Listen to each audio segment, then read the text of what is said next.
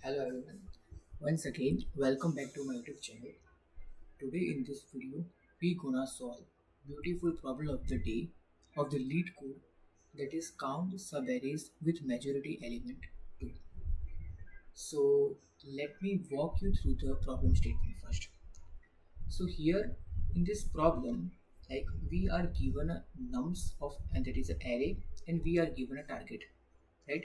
Here we need to find out the number of sub arrays in which the target element appears more than half of the size of that subarray, right? So what I mean, so here you can see that in the first example, this is our nums array, and what we like our target is 2. So you can have like your one subarray is this 2 2. So let me just explain you this one. So here 1 to 1, 1 to 1 means this only 2. Now 2 to 2 this means this 2. 1 to 2 means this 2. So here you can see that the 2 appear more than half, right? More than half, that is strictly half. 0 to 2. So 0 to is this, right? 2 is appearing 2 times and the length is 3. So it is like more than half length. And 1 2 3. So again 2 2 3 3, right? But you cannot take like 1 2 or 2 3. Why? The reason being the 2 is exactly appearing half. Exactly appears 2 exactly appears only half. So that is why we will not consider it, right? So I hope like problem statement is clear to you. So now we will look at a constraints. So here constraint says the n can go up till 10 raised to 5 and the value is like 10 raised to 9 up to. So it means if you look at a constraints, then what are the expected time complexities? So one is like you can solve in a big O of n, or another is like big O of n log n, right? So these are our expected time complexity, right? So now I'll explain you this particular my solution that I solved this problem, right? So here like this is the array, right? I have constructed my like own array. So like it will help you understand this particular problem better way. So this is my array and my target element is 2, right? So my first steps would be I'll replace all the non-target elements by -1 and target elements by the 1, right? So firstly we will do this. So if you replace them, your array will look like this, right? So now what you need to do, now you will find the prefix sum of these array, right? So once you find the prefix sum, your array will look like this, right? So now why like I am converting it with means replacing the values target value by 1 and non-target value by -1 here, because we need to find out, means we need to target only one element. See, in the array there could be many elements, many distinct value, but we need to target and focus only one value, right?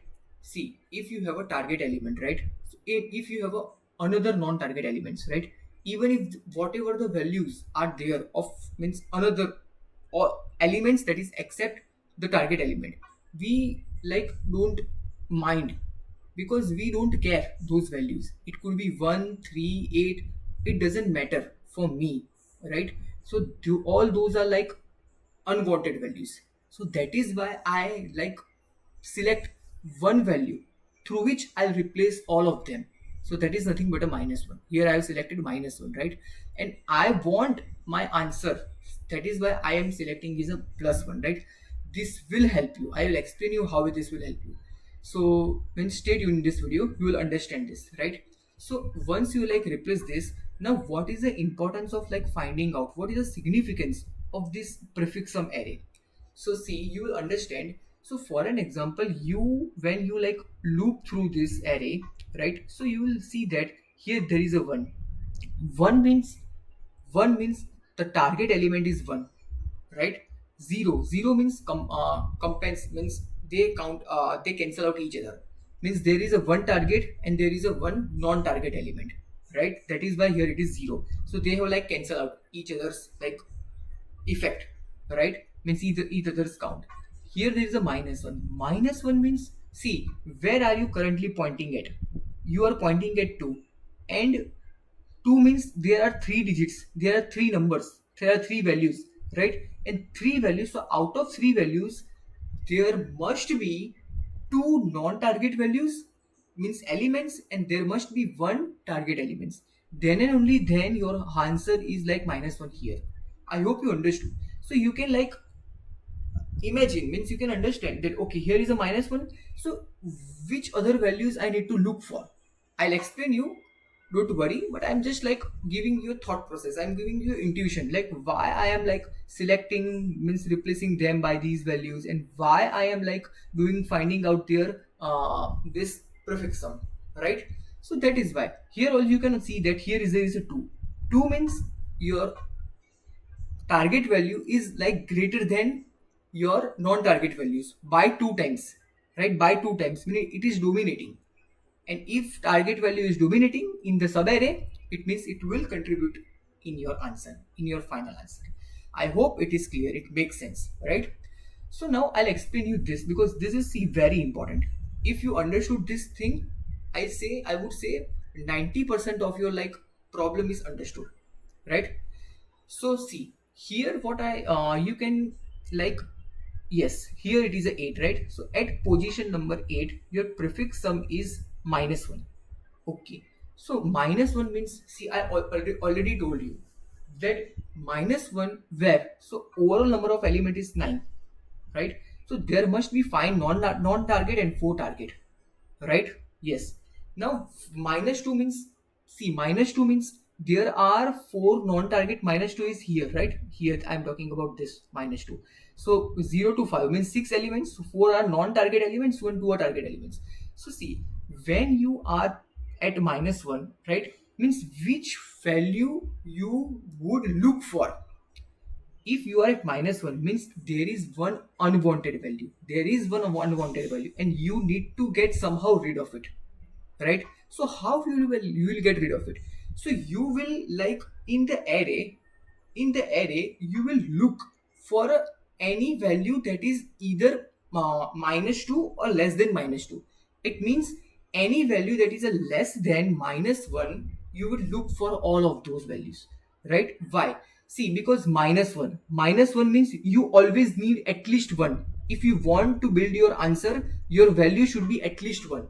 And to make it 1, what you will do? You will do 1 or +1, means you need to first remove it, means that unwanted value you need to remove it, and then after also you need to remove one unwanted value.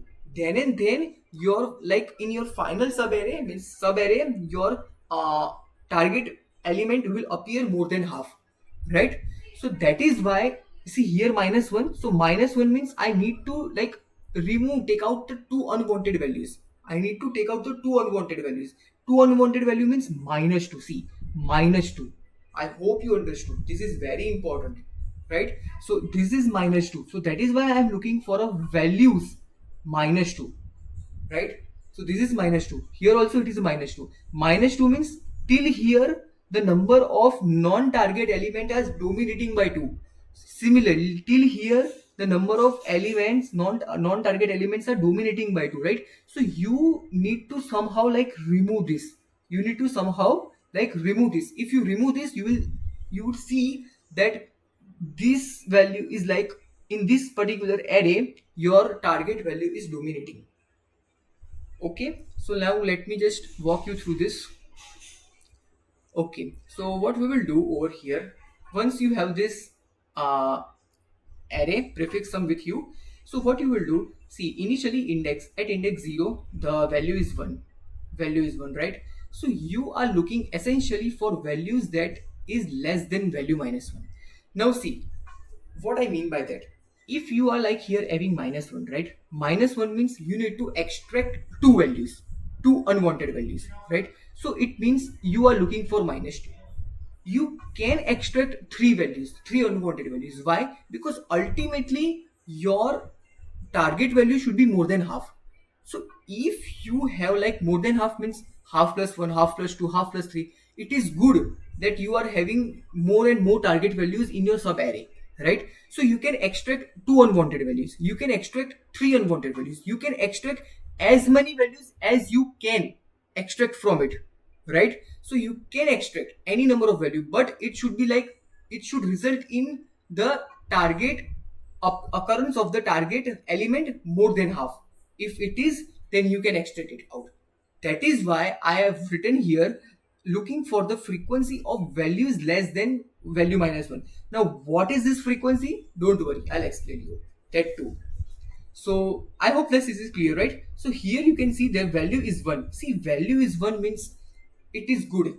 Value 1, you, whenever you encounter a positive prefix sum, it means it will contribute to your answer. That entire array from 0 to that particular index, it will contribute to your answer. Now see, if you want that that particular array should also contribute to your answer, then you must have to like put the 0, and like 0 frequency is 1 as a initialization. Means by default you have to assume that there is 1 0, there is 1 0, right, in your, like, your store somewhere, this particular thing, that there is a 0 and its frequency is 1. Okay, so you have to like assume this thing in, like, if you want to contribute this entire array in your answer, right? So that is why what I have done, value is equal to 1, so okay, 1. So which all values are like present in my data structure? I am maintaining one data structure which will store these things, right? So like initially I have a 0 and 1, means there it is a 1, and I am looking for all values that are less than 1. So less than 1 is 0. So what is its frequency? Its frequency is 1. So that is why I have increased my answer by 1. Initially answer was initialized with 0, this variable, but eventually it will be updated to 1, right? Now value is 0. Value is 0 means I'm looking for -1, -2, -3, all such values, right? So I'll see, okay, 0, but let me check in my like data structures, or where I'm maintaining all these, like have the history of this number, past numbers, right? So I can see that 0, but there is no -1, -2, right? Means there is no values that are less than 0. So I cannot have like increase my answer, right? So it will be as it is. Similarly, -1. So essentially I'm looking for values that are less than -1. But again, if there are no values, you will like go to this previous and check this data structure, because this is a history. This is a history of numbers and their frequency corresponding. So again there is nothing, so again 1. Again -2, nothing, again 1. Okay, -1. See, -1 means I'm looking for -2, -3, but all the values that are less than -1 basically. So -2, so -2 is there one time, so I'll increment it by 1, so 2. So similarly I have like calculated, means computed this thing for all the prefix sums, and finally you can see that this is my final answer. Means 36 is your final answer, right? Means there are 36 different sub arrays in which your target number or target element dominates. So I hope like this is clear to you, right? Now the biggest question is, how will you like maintain this particular history of the elements efficiently, right? See, if you if like you uh, if you like maintain these histories in like any data structures and you traverse them one by one, then you will end up with an n square time complexity. I hope you understood, right? Why? See, because these are like one by one, right? What if your all values are like distinct? What if your all values are like distinct? Let's say it is -1, my then my any value, anything, right? If it is distinct, that it would be very, it would create trouble to you, like to find out the means your answer efficiently, right? So it will end up in n square, and that you don't want, right? So that is why what we will do, we will use here segmentary. See, at every index I, we want the sum of frequency of values that is less than value -1. I taught you why it is, right? I taught you this thing, right? So we will use segmentary, because segmentary will help you to find these summation of frequencies efficiently. So see how. So let's say you have an array of size 4, nums of an array that is size 4, means these are the 4 elements, whatever it could be, right? I'm not like considering or putting any values, you can put it by yourself. So it is like n is equal to 4, right? So what is my main concern? So my main concern is like, what is the minimum value that can be there in any of these position? So it is -4, right? Why? Because if you put all the values as a non-target element, you will like at your final position at this index, we end up with -4, right? And if all values are, if you are lucky, then all values are like target elements, and it would be like +4. So that is why minimum is -4 and maximum is +4, right? So you need to look at this thing, right? Okay, so it is understood. And another thing is like, what are constraint says? Constraint says that n goes up till 10 raised to 5. 10 raised to 5 means, can I say -10 raised to 5 to +10 raised to 5? See, here it was like -4 to +4. N was 4, so minus n to n. So in general, we can write it like this. See, minus n to n. So essentially, we will create an array of 2n size. Of 2n size, right? Because like we need to store the things in that array, right? So this is my array. See, this is basically my array. So here this is -4. This point, this value represents the -4.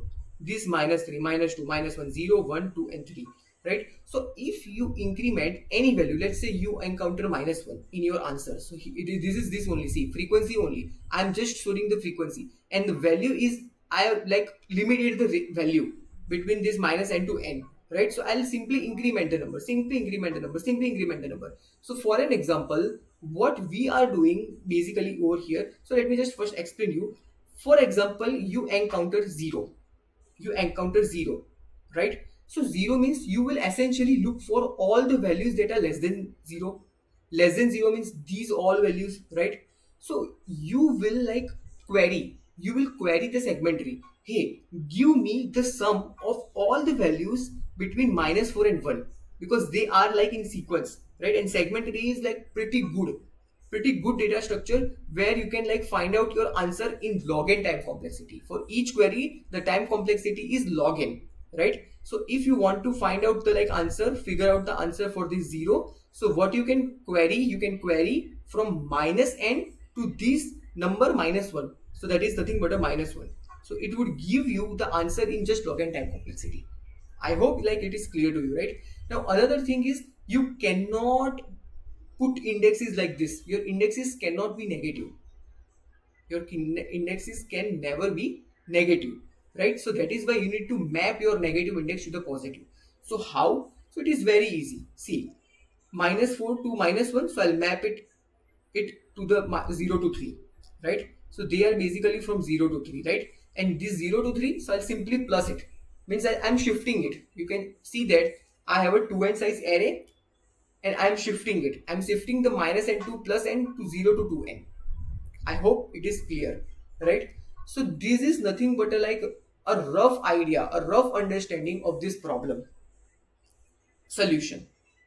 So now let's have a look at the code. See, I will not deep dive into the segment tree for now in this video. I hope like you understood, or you are like pretty clear about the segment tree, like how it works and what it is, right? So I'll directly like now show you the code. And if you like first don't know what is a segment tree, so I would like I would suggest you first you go and like watch the videos and understand what is a segment tree, and then try to solve this problem, because this is nothing but a segment tree only. If you have a clear understanding, if you have a like complete picture of a segment tree in your mind, then and only then you would solve this particular problem, right? Otherwise you will face trouble. So let me just walk you through this solution code. So initially this is my n, right? Now I want my answer, this array, right? I want to build this array, basically this array I'm talking about, right? So its size is like 2n. See, n is equal to 4, so there are total 8 elements. So its size is like maximum range is 2n. Now you know that the segment tree size of the segment tree is always 4 into n, 4 into n, and in this case the n is not this, now n is this, right? So that is why 4 into max into range. Okay, initially my prefix sum is 0 and answer is also 0. There is no count initially, and I told in while I was explaining this question to you that we would always like initialize the zeroth frequency by 1 when nothing is present. When you are pointing to no elements in the array, it means there is no target, there is no non-targets, it means 0. Compassionate, they both have like cancel out each other. You can like assume it like this, right? So that is why I'll always increase the frequency of 0 by 1. 0 means n. 0 means n because we are shifting. N plus, we'll always look for n plus value, right? Because I hope like you have mapped the value. You have mapped the negative to the positive. So that is why 0 is no more positive. 0 is no more 0. 0 is now n, right? So that is why I have written here n, and this is nothing but your like range, and this is segmentary, right? So now what you will do, now see, if you like if you encounter a value that is not equal to target, you will simply decrement your prefix sum, otherwise you will simply increment it, right? Now after incrementing or after decrementing your PS means prefix sum variable, what you will do next, your next step would be this. This means this is your prefix sum and this is your n, right? Why I am doing? Because we have shifted these particular indices, right? So that is why I am doing like prefix sum plus this. For an example, let's say uh, your value is, let's say suppose -1. Your value is -1, right? So like in array there is no -1 index. -1 is not a valid index, right? It is out of bound. So what I will do, ps means this is -1. And what is the value of n? Value of n is 4. So 4 minus 1 is what? 3. So yes, 3. So you will find out the summation of frequency that is less than 3. That is less than 3 means 0, 1 and 2. So that is why what I have done here, see, 0 to current shifted -1. So that's how like you can get your answer, right? So you'll just query it. So get answer, is nothing but a query. Let me just show you. So this is the get answer. This is your general thing, right? This is a fixed template, I can say, for the segmentary update, and this is a simple query. But here I have like given the name get answer. You can give it anything that you want or wish to. So yeah, so then after what I'll do, once I have like answer, means I have an answer, right? So then after I'll update it. I'll not forget to update. Why? Because see, I got any value. For example, I encounter -1, so I need to increment it.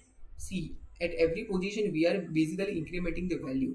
Initially here there is a -1, so okay, -1 count is like 2, but initially the count of 2 -2 is 1, right? But here I encounter this -2, so that is why I have incremented its count to the 2. Okay, so means we will basically, as in when you encounter the new values, will simply increment its frequency in the like these data structures, in this data structure, right? Means in the segmentary. So these how like you can update your particular segmentary. So now let me just compile this code and see whether it is working fine or not.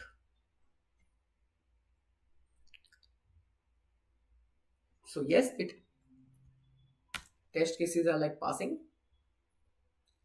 So let me just now submit it. So yes, it indeed got accepted. So I hope like this problem is clear. I tried my best to explain you this problem. If you are still having any doubt, feel free to ask me in the comment below. And if I like talk about the time complexity of the problem, so these both queries takes login time, and you are essentially iterating n times. So it is n log n. The time complexity is n log n. And what is your space complexity?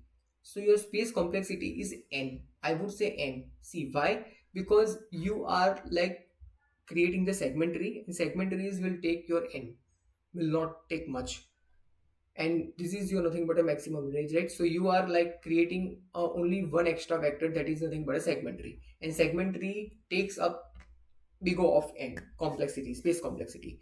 So time complexity of this problem, so let me just write it over here so you guys can easily like see it. So time complexity of this problem is n log n, and space complexity is my big O of n, right? This is the solution, and this is a mixture of array and plus segmentary. In this first part also like was easy of this problem, so I would recommend you that before like solving this particular problem or part 2 of this problem, first go and solve the part 1 of this problem, because part 1 is a simpler, right? And part 2 is like bit difficult, bit challenging, because here they are using like segmentary. So I hope like you understood. If you really enjoy this video, I would encourage you to please like it, subscribe to my channel if you are new, hit the bell icon and share it with your friends. Thank you.